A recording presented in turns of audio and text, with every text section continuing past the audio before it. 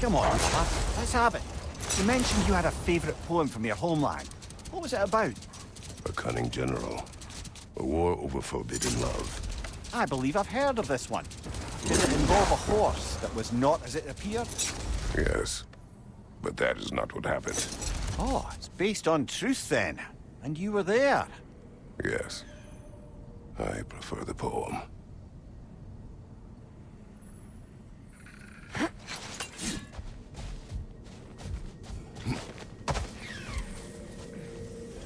A statue of my brother.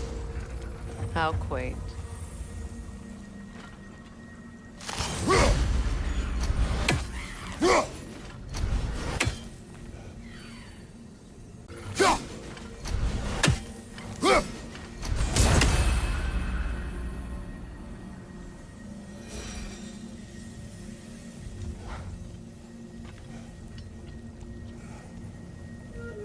That's odd. The runes are dark. What purpose does all this serve, other than a testament to my brother's vanity? Difficult to say without an inscription. But it looks like the elves built this place together, light and dark. Which means this would have been their first act of cooperation in generations. A far cry from lasting peace, but perhaps it served as a monument. One that symbolizes the potential for peace.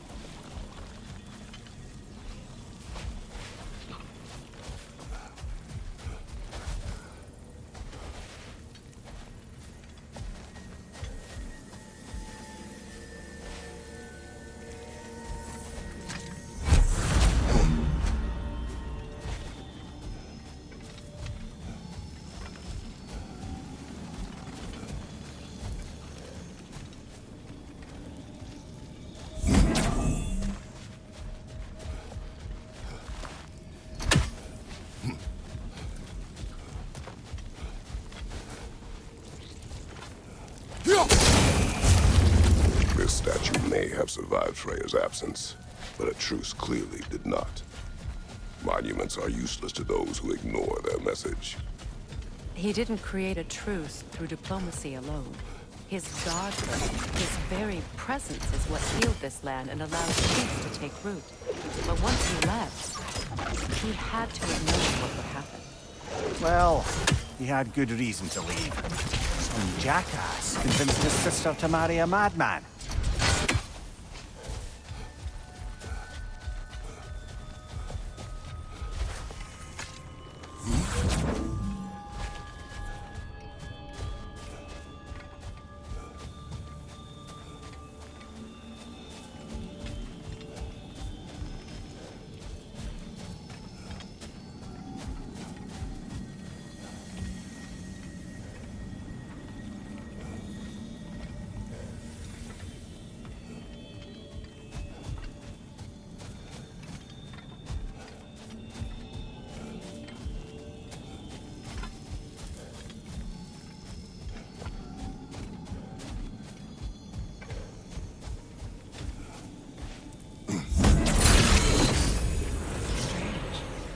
These crystals contain their own light.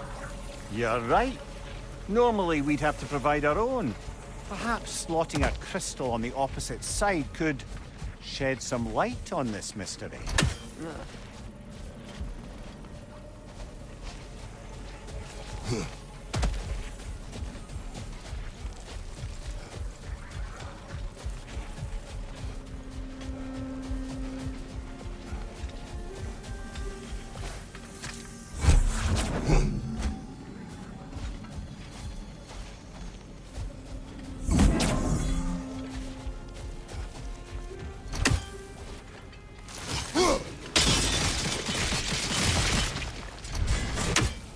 You said monuments are useless. Why restore this one? It was hidden for some time. Perhaps now it can serve as a reminder. Aye. Nothing reminds people of their history like chiseled, well-lit marble.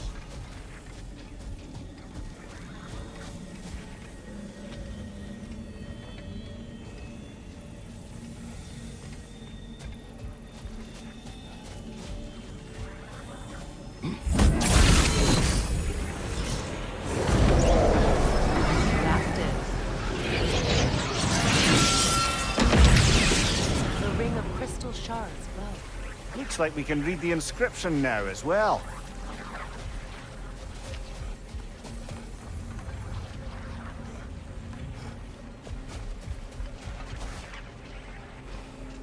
In honor of the Enlightened One, may his gift of light shine eternal.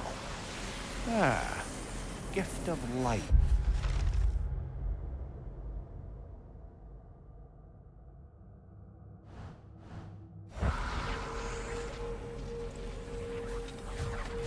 The light from the crystals. It is in the sand now. Would you look at that? Freyr's gift endures after all.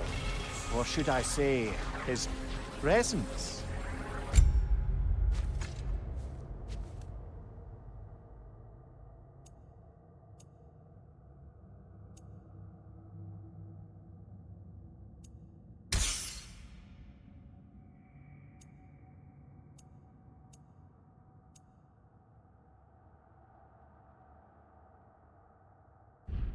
You are not funny.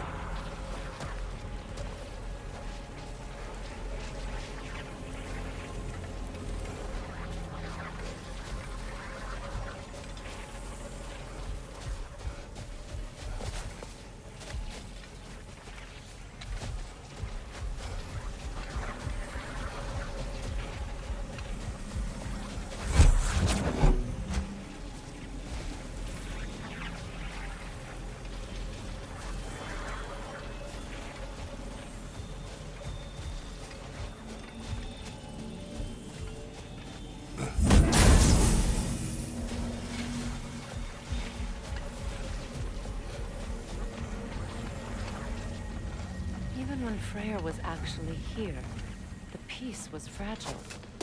Surely a bit of extra light in the desert isn't enough to make it last. Before I met Faye, I could not imagine a life like this. After her death, in our travels to Jotunheim, I found peace on my own.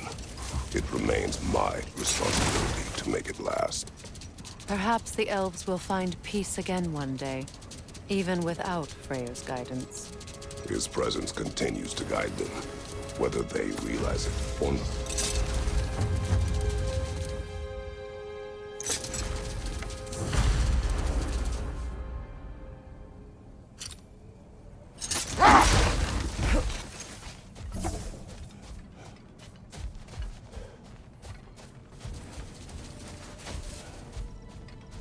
A flower.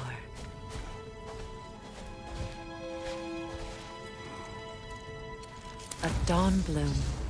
You have an interest in botanicals now?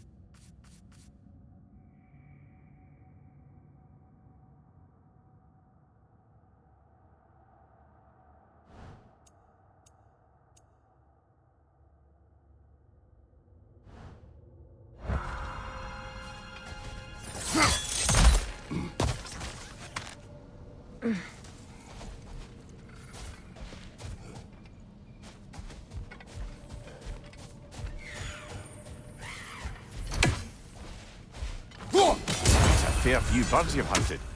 I wonder if it might be worth visiting the Raven Tree.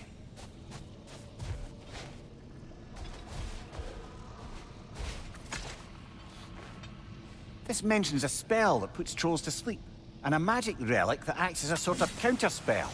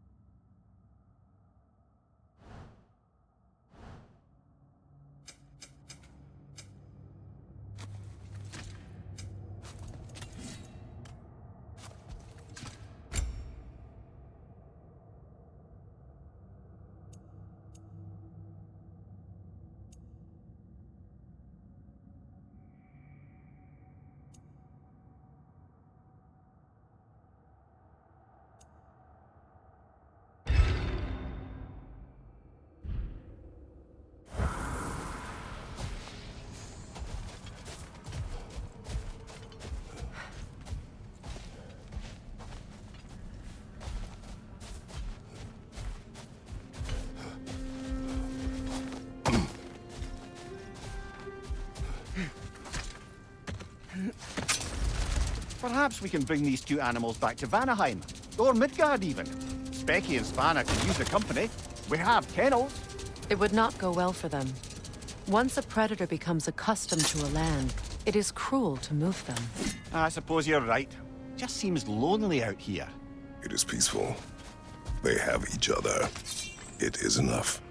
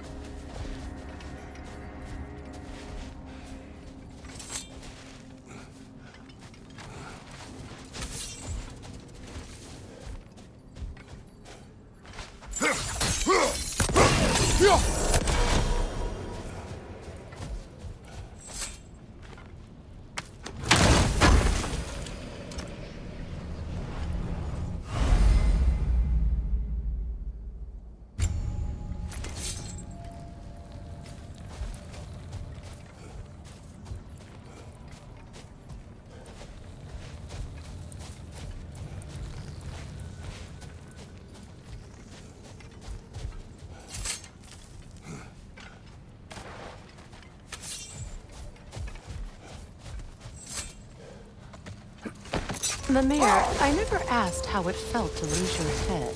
What would you have me say? That it tickled? Merely curious. If you wish to derive some satisfaction from my pain, I'm afraid you'll be disappointed. Kratos swung swift and true, didn't you, brother? I felt nary a scratch. Shame.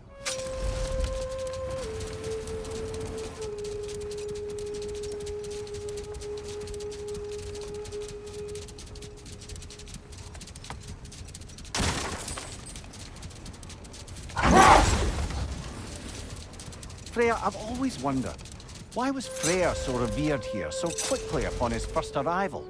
Well, to begin with, it wasn't his first arrival. Very few know this, but Freyr was one of the earliest visitors to Alfheim, back in the dawn of realm travel. Enough. We will continue later.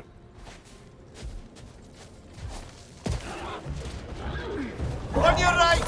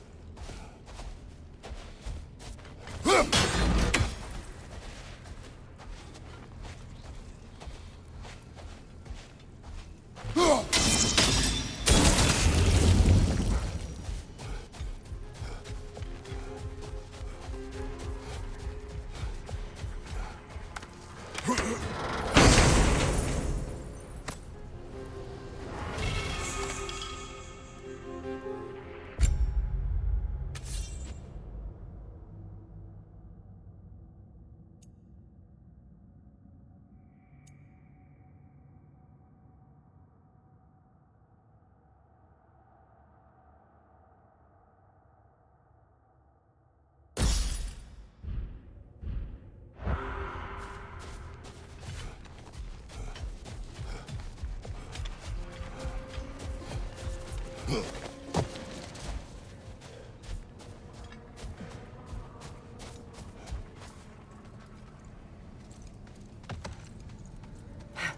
you regret it, Mimir? Most likely. What are we talking about in particular? Giving up your body? I regret exchanging my life for my freedom? That's a question I ask myself every day, my lady.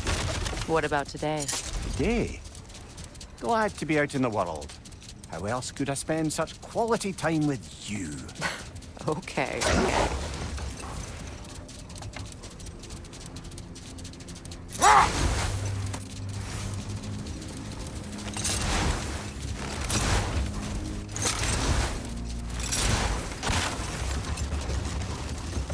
Freyr, earlier you mentioned that Freyr was one of Alfheim's first visitors. Care to elaborate? I wasn't in these lands at the dawn of realm travel. Well, we believed for a long time that all the giants had died in the flood, until one of them appeared in Vanaheim. Her name was Gerd, and she came offering to teach us the secrets of traveling between realms using Bifrost light. Freyr became immediately infatuated with her. He always yearned to wander, and along came someone who could truly show him how. So, wander they did, exploring the world tree from root to branch. But one day, it came time for Gerd to wander away. Freyr was heartbroken, and resolved himself to perform some great feat to win her back. He set his aim on the grandest of gestures. He intended to be the first to find the elusive source of Bifrost light. And he succeeded, although quite by accident. Freyr believed he navigated best while fortified by a potent blend of Vanir herbs. When he wandered, he wandered. And he managed to wander from the World Tree directly into the Lake of Souls. The elves have never seen anybody come out of the lake before, so it got some attention. Oh, that is bloody hilarious. I don't know whether he worked his charms at that point or they just assumed him to be a great deity. But of course, he hadn't made this journey in search of responsibility, so he didn't stick around long. Still, the legend of his manifestation was passed along through the ages. It even endured after the Great Division, remembered by light and dark elf alike. So when at last he returned, he was uniquely situated to gain the trust of both sides and help to create a truce. The problem was, both sides trusted only him. So the peace could only last as long as he stayed around to keep it. And with the long war dragging on without an end in sight, I suppose making any kind of peace was an irresistible notion for him, even if it meant having to rule.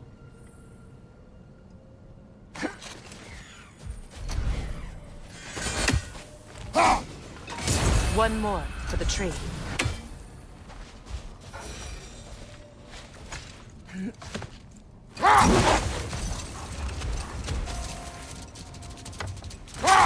You know, Freyr loved to breed Gulan pups in Vanaheim. I wonder if these two are the descendants of the Gulan he brought here long ago. That explains how they got to the desert. Another gift for the Dark Elves.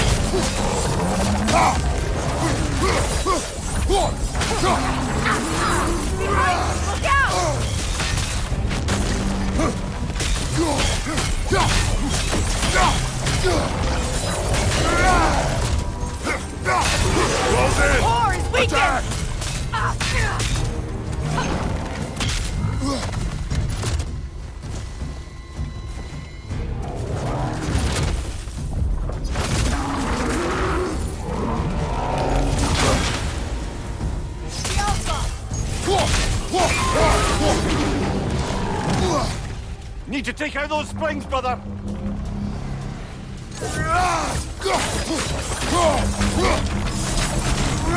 That's it!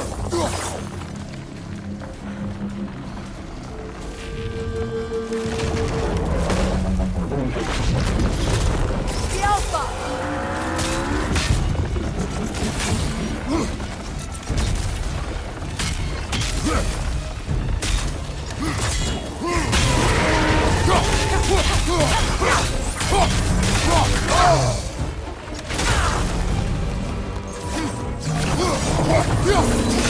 Close in!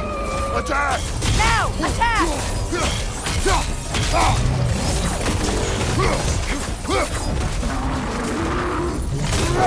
Alpha!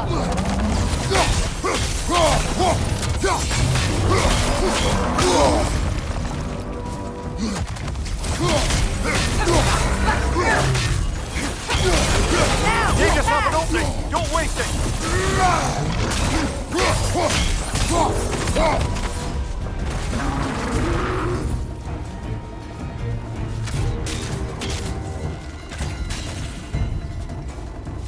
Alpha! The Alpha!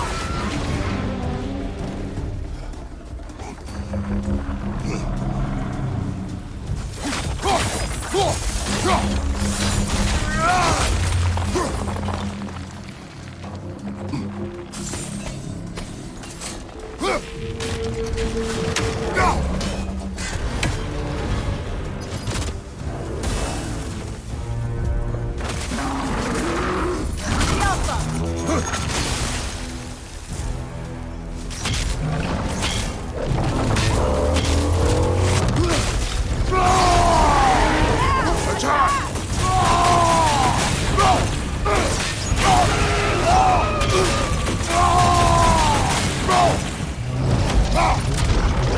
The Alpha!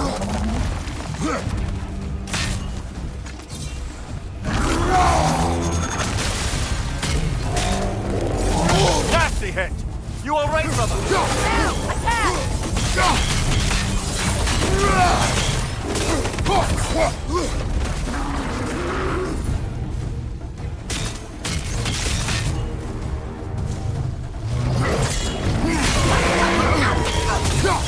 The Alpha!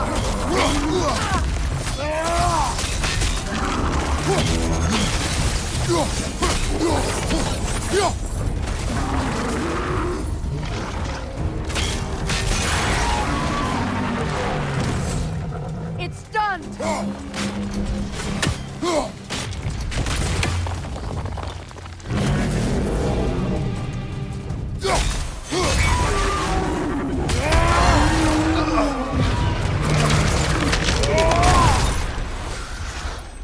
Well, yet another gift of Fimbulwinter, I suppose.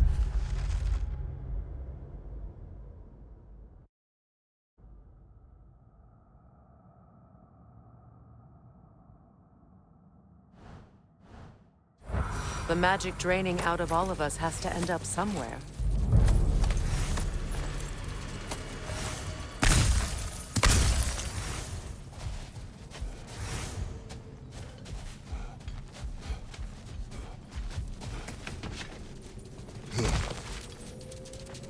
Ever written poetry of your own, brother? No. Well, ask a stupid question.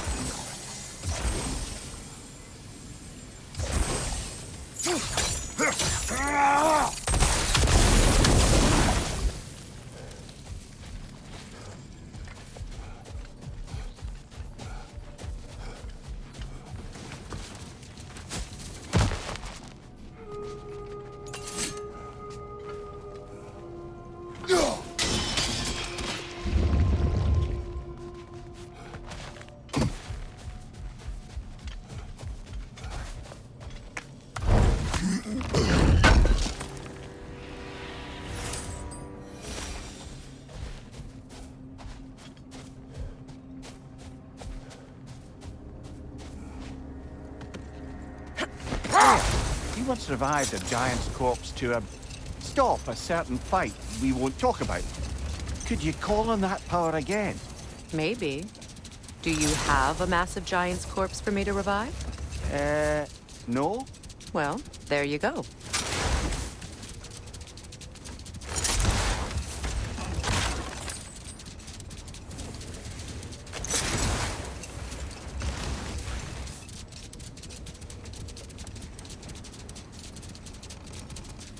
Freyr, something your brother said. The Aesir burned him. Yes. We weren't yet at war, but relations with the Vanir and Aesir had been hostile for ages. Freyr got it into his head that he could improve relations by sharing our magic with them. Vanir techniques for bountiful harvests, enough to feed their whole population. Getting set on fire was the thanks he got. That's true. The Aesir were too undisciplined and impatient for the subtlety of Vanir spellcraft. So when things went wrong, they blamed their teacher. So Freyr was a guest when Odin burned him? Not exactly. Odin didn't mind locking Freyr up. He saw the potential of the magic and wanted to know more than how to improve crop yields. It was a mob of lesser Aesir, bitter and short-sighted, who tied him up and lit him aflame as punishment for the sabotage they imagined him guilty of. Obviously, he survived. In fact, he used the opportunity to escape. But such an affront made war inevitable. Freyr certainly wasn't the same after that. At least for a while. His carefree ways were replaced with nightmares, paranoia, and lashing out. It doesn't excuse what he said at my wedding, but I do understand where his anger came from.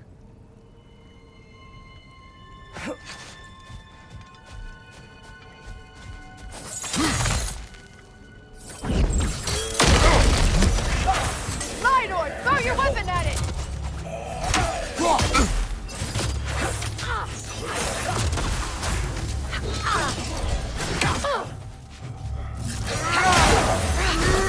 Behind you! Look out!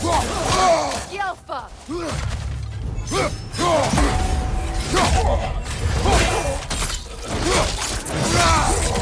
Impressive!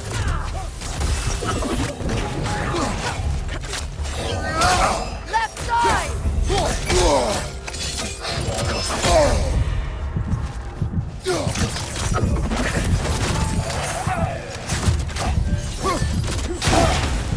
Behind you! Look out!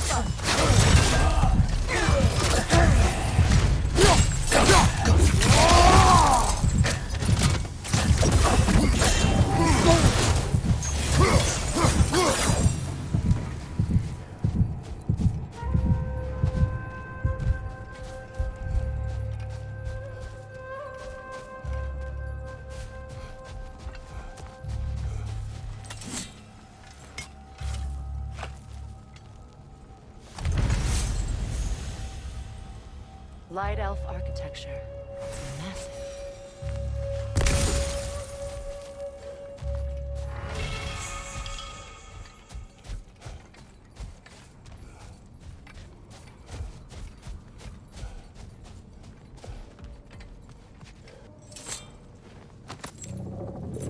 Something is coming, and it's not happening.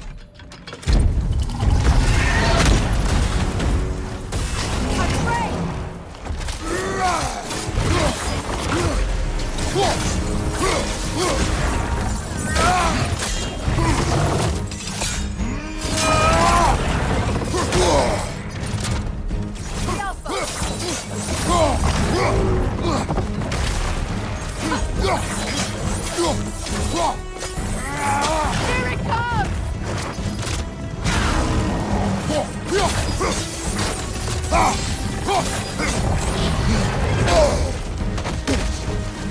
Watch out for the scales!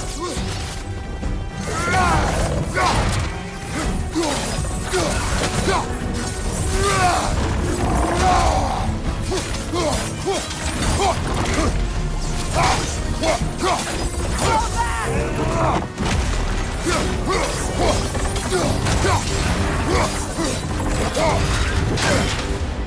Watch out out for the scales!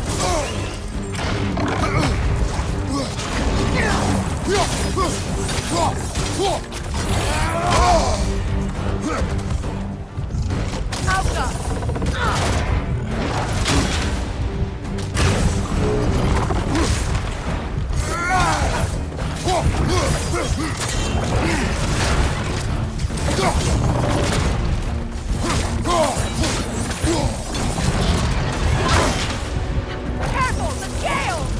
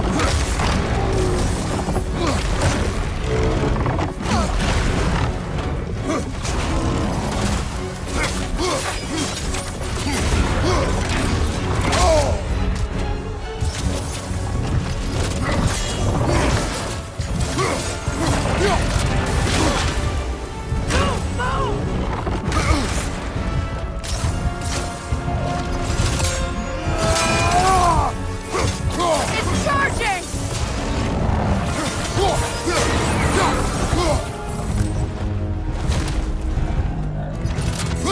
What on earth was a drake doing back there? Your guess is as good as mine. Imprisoning a drake.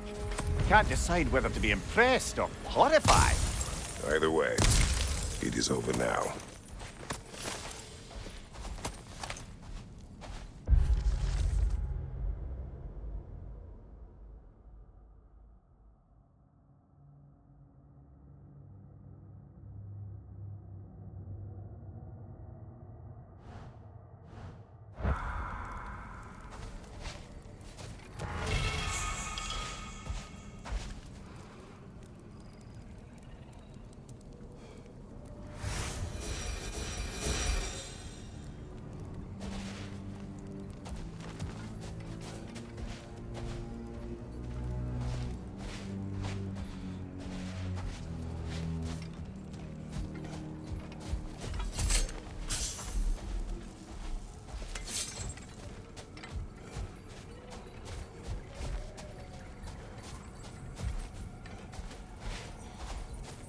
A token.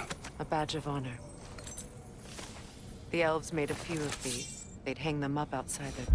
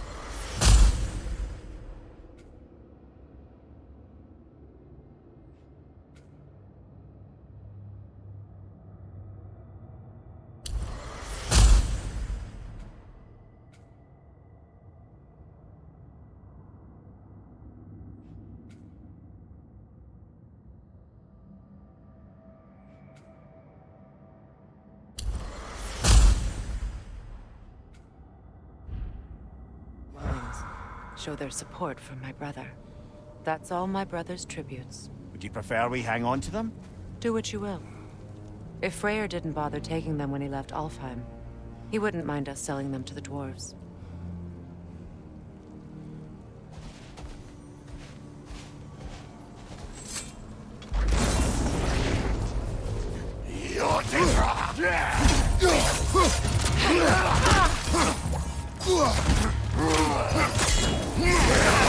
Rot!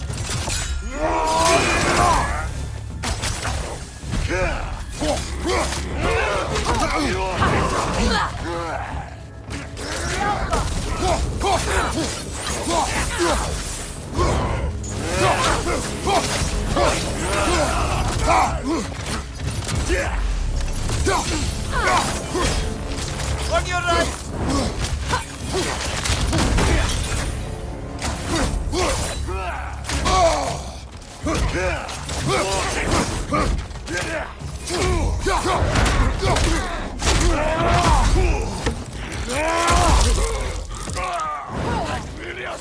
Yelpa!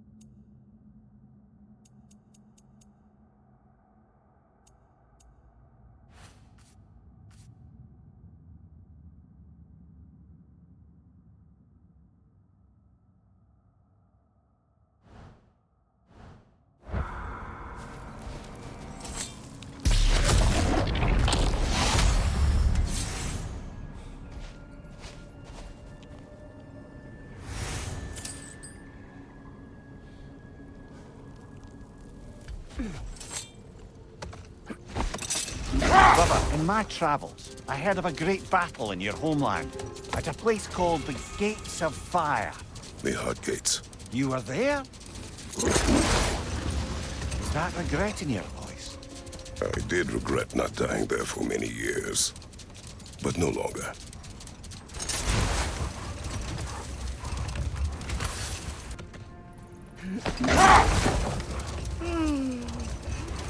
Why do you yawn? Force of habit, I suppose, since I don't sleep anymore. Although, it's far more confounding that I'm the tired one. I've seen you stay awake for days at a time without so much as a drooping eyelid. Not even a nap. Gods do not nap. Oh, tell that to Thor. Descendants of the Gulon he brought here long ago. That explains how they got to the desert. Another gift for the Dark Elves.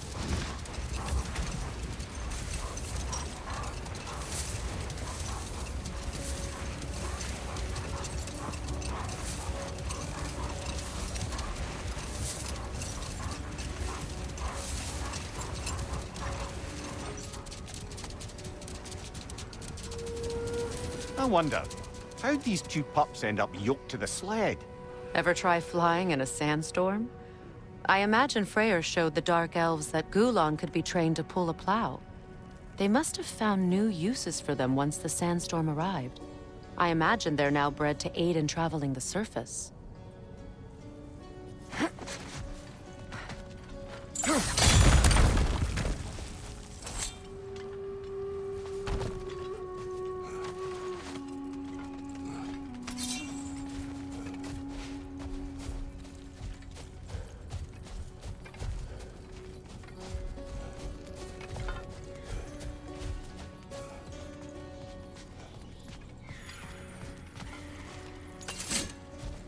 Light outbreaks. An entire mausoleum. They killed their own to protect their secrets. That's harsh. It is their way. But perhaps with the Consul's journal, Bigvir can teach them otherwise.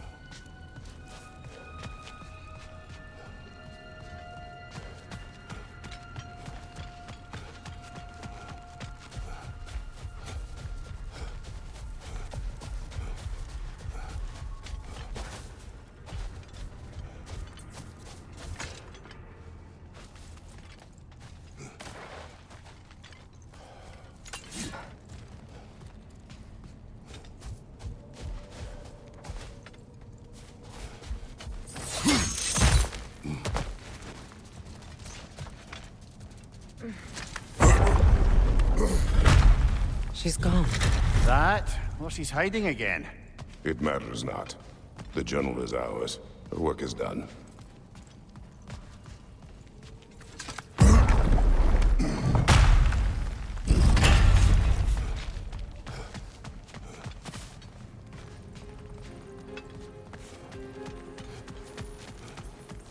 So, these are the Valine schematics, eh?